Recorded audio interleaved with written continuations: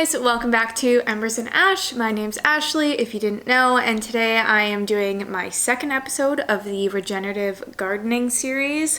Last time we talked about how I set up the garden bed, get it all prepped in a no-dig fashion, I guess. This time I want to talk to you guys about the plants that I've chosen, crop rotation, companion plants, and show what I've put in the ground. So this is everything that I did in April, and then as a reminder, I'm gonna do a video on everything I do in May, just to keep you updated month by month in case you're trying to do the same thing alongside me. So the first thing you gotta do when you're planning a vegetable garden is pick your vegetables. I heard this tip before and I thought it was a little silly, but it does make sense, and that is to pick vegetables that you're actually gonna eat, because sometimes I think people get so excited about vegetable gardening and they don't actually choose plants that they're going to consume. They just choose them because they're easy to grow in your climate or they're what's available at the store, and then they kind of go to waste. So really make sure that what you're planting is something you are going to consume. Otherwise, it's a waste of time. So I went out and made a big list of all the plants that I want. It was definitely more than I knew I could fit in the garden bed, but I wanted to start with that so I had options to play with when I was adding in my other kind of restrictions on plant choices. Like I've said before, this is our first year doing an in-ground garden bed as opposed to planter boxes. So I was really excited about a lot of root vegetables and larger plants like corn and such, things that I couldn't grow before, but I also wanted some of the staples like tomatoes and peppers. We eat a lot of those, so had to add those to the list. Next up, you want to check your companion plants. So if you don't know what companion plants are, there's certain plants that get along better than others. Sometimes plants don't get along and they'll actually hinder each other. Other times they can be mutually beneficial or just work well together. I don't think your results from it are going to be super dramatic, but apparently it can be helpful. So I wanted to make a list of what gets along with what. You can just look this information up online. There's a lot of resources. The best method I found of sorting this out, it's like you have this puzzle of what plants go where in your garden bed. So I made my lists of all the plants based on the type of vegetable, which I'll get into later, and then drew lines between two vegetables based on if they like each other or not. So if they like each other, straight line between them connecting. If they don't like each other, I did a straight line with an X between. I don't know if this is necessarily the best way to do it, but it kind of made sense in my brain and kept it as sorted as I could. It was the best way I found. But yeah, once I figured that out, then I could start playing around with a setup and then cross-referencing to that list to make sure that everyone's getting along. You also have to take into account the layout of your garden. So you guys know we have a long rectangular garden bed and it's up against a retaining wall, so I wanted to make sure that I had tall plants against the wall and shorter plants up front, so that everyone's getting the most sunlight possible and no one's getting too shaded. The next restriction I had to keep in mind was crop rotation, and this was kind of one of the hardest things to incorporate because it's just another factor to add when deciding where to put your plants and what plants to pick. So crop rotations are, I think, mostly used in large scale agriculture, but it can definitely be used in small scale because there's really cool benefits to it. The idea is that there's different types of vegetables: legumes, fruiting, root, leaf. What's the last one? That's it. There's 4 of them. And ideally each year you would move those groups of vegetables to different areas of the garden bed so that everyone has been in every area. This is because different types of vegetables use different nutrients and restore different nutrients throughout the year. So things like legumes, so peas, they are nitrogen fixing in the soil. So if you're able to move your peas to every spot in the garden every year, then you know that you're getting the most nitrogen spread out throughout your garden, and you're also not overloading too much nitrogen in one area where the peas just have always been. It can also prevent buildup of nutrients from, you're putting compost in your bed every year, but the plant that you put there only uses majority of one type of nutrient. Yeah, it just helps spread the love. So after all that, the plants I decided to put in the ground are peas and soybeans. Those are my legumes.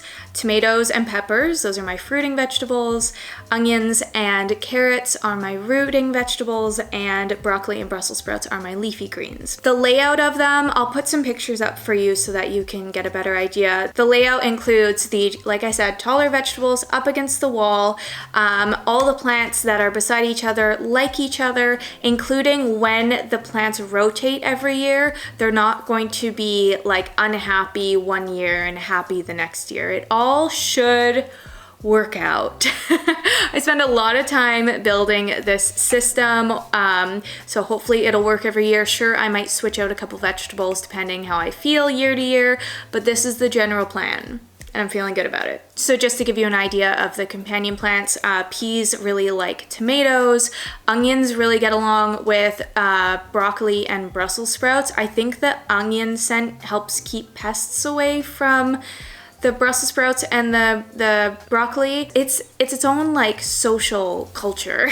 Now let's talk about actually buying your plants, starters versus seeds.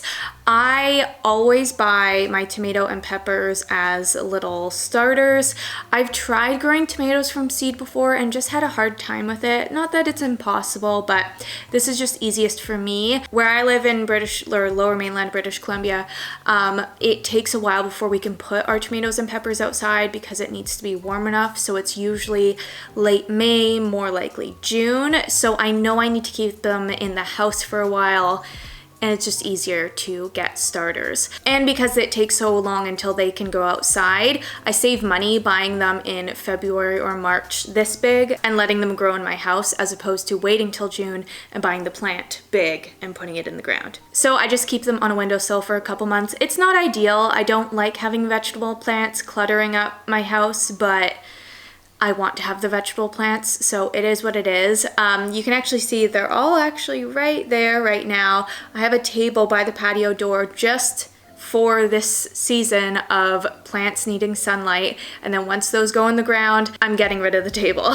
I also bought broccoli as a starter, mostly because I haven't grown broccoli before, and you know, baby steps. Buy it as a starter next year, maybe try it as a seed the year after. The nice thing is that broccoli can go out fairly early in the season, so I was able to buy it and plant it pretty much immediately, which I like because I don't want to have too many plants in my house, like vegetable plants. I did the same thing with onions, bought starters. Because I read online that onions can be hard to start from seed, I don't know if that's true though, because I also bought some shallot seeds and they're doing fine. So maybe next year I'll start everything from seed because it is of course more affordable.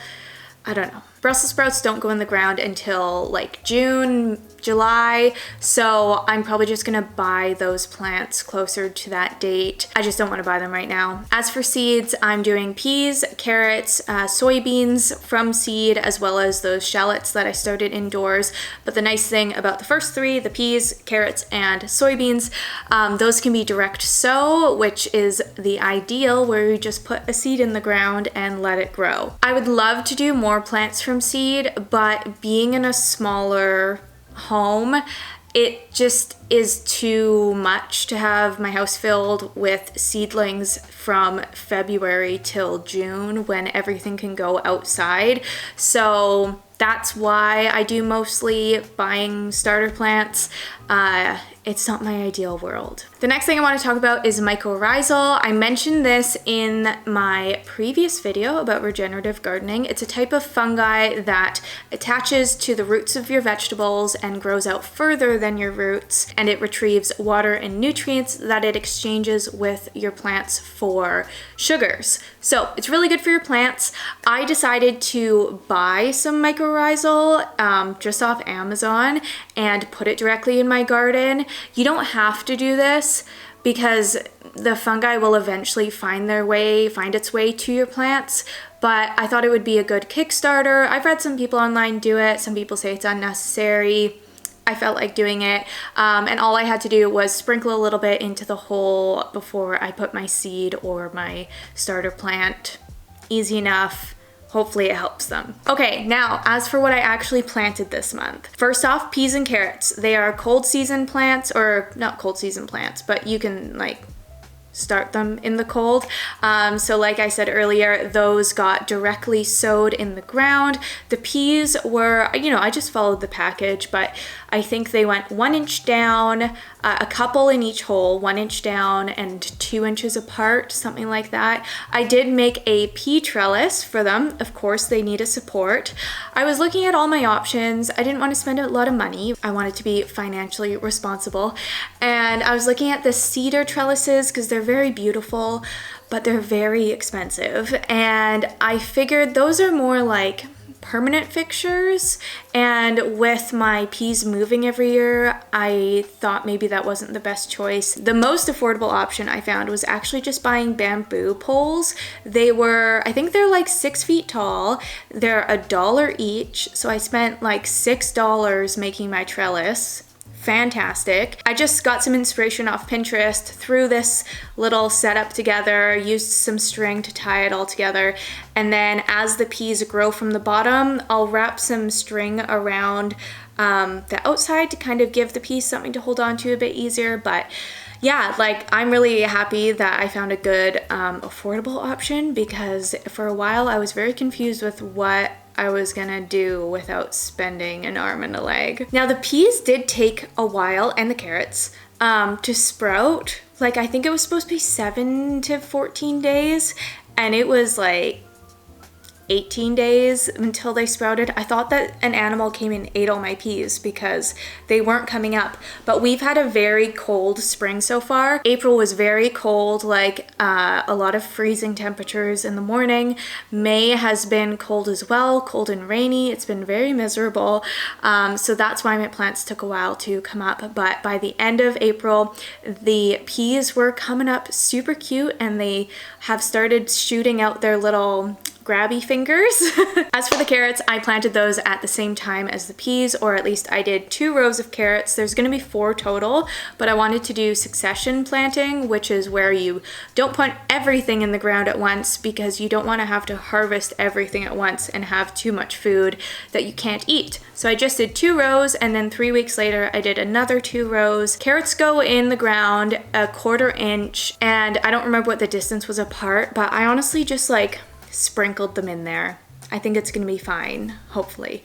But carrots and peas are super hardy, like easy to grow, so I didn't really have any concerns about that. They've started shooting up little, there's a name for the first leaves that come up, but I forget what it is. They have started to grow ever so slowly, but they have started. I also made sure to pull back the mulch when I was putting these seeds in the ground, because you want to make sure that the mulch is not suffocating them as they start to come up. And then once they get a bit more established, I can push the mulch kind of back around the base of the plant a little bit. The broccoli and onions were planted a few weeks after the carrots and onions, because like I said, it was a cold April, and I just wanted to make sure we weren't hitting those freezing temperatures anymore, because that will kill those plants. Broccoli and onions are colder season plants, but again, they can't handle the frost. And they were easy enough to put in the ground. It was just a matter of digging a hole, putting some fungi in there, tapping them down, and praying for the best. I still haven't put my shallots outside. They seem established enough that they would be ready to go, but it's just been raining a lot and I haven't been out in my garden, but those really should get outside ASAP because, they're ready for it. As of right now, the onions look like they're doing really well. They were really floppy when I initially had them, and now they look a bit more sturdy and upright, which I assume is a good sign, but they seem great. The broccoli, on the other hand, is not doing great. The slugs have come after my broccoli, which I did expect because slugs love leafy greens, and I don't know what to do about this. I need to find a solution. I don't want to use chemicals. I was thinking if I could get some sort of cage to put over the broccoli to stop the slugs from getting in there, but I don't know where I would buy something like that, at least until they get established enough that they can handle a couple bites from slugs. I don't know. I'm just scared that they're gonna die. So we'll see. As for the rest of the plants, the tomatoes, peppers, Brussels sprouts, and soybeans all need warmer temperature. Specifically, it needs to be above 10 degrees at night Celsius for them to do well, which I really need the temperature to warm up because they're doing fine inside, but there's something about indoor vegetable plants where they're very privileged and they don't have to deal with rain or wind or harsh conditions, so they kind of get weak and floppy and leggy, and I need them to get outside so they can strengthen up, but it's just not warm enough yet, not even close. I'm pretty sure last year, like mid-May, third week of May, I was putting my tomatoes outside, and that is not gonna happen this year, so it is what it is. I'm fine keeping them inside. I just know they'll do better once I actually get to put them out there. So yeah, that's everything that I did in April. Stay tuned for my May video, which will come out in June, of course, because I'm talking about everything I did in May. And we get to see some plant growth progress, putting hopefully the rest of the plants in the ground. We'll see. I hope you guys have enjoyed this series so far of regenerative backyard vegetable gardening. Let me know what you think, and I'll catch you in the next one. Bye.